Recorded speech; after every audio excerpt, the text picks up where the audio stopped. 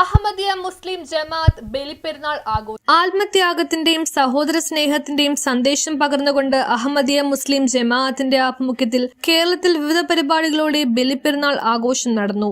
എറണാകുളം ജില്ലയിലെ വിവിധ മസ്ജിദുകളിൽ നടന്ന പെരുന്നാൾ നമസ്കാരത്തിന് അഹമ്മദിയ മിഷണറിമാർ നേതൃത്വം നൽകി.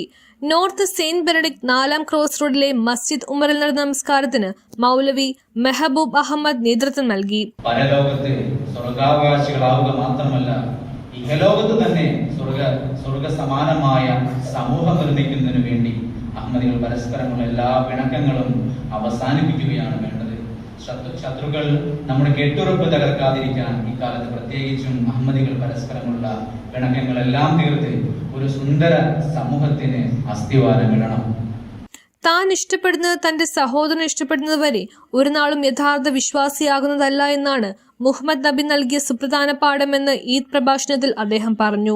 ശത്രുക്കൾ നമ്മുടെ കെട്ടുറപ്പ് തകർക്കാതിരിക്കാൻ പരസ്പരമുള്ള പിണക്കങ്ങളെല്ലാം തീർത്ത് ഒരു സുന്ദര സമൂഹത്തിന് അസ്ഥിവാരമിടണം. നമ്മുടെ ഏതെങ്കിലും പ്രവൃത്തി ദൈവത്തിന്റെ അപ്രീതിക്കിടയാക്കുമോ എന്ന ഭയവും ഭീതിയും മനസ്സിൽ സൂക്ഷിക്കുകയും ദൈവകൽപ്പനകൾ പാലിച്ചുകൊണ്ട് പ്രീതി കൈവരിക്കാൻ സദാ പ്രയത്നിക്കുകയും ചെയ്യണമെന്നാണ് ദൈവം ആഗ്രഹിക്കുന്നത്. വിരോധിച്ച കാര്യങ്ങളിൽ നിന്ന് വിട്ടുനിൽക്കുക എന്നതും ത്യാഗമാണ്.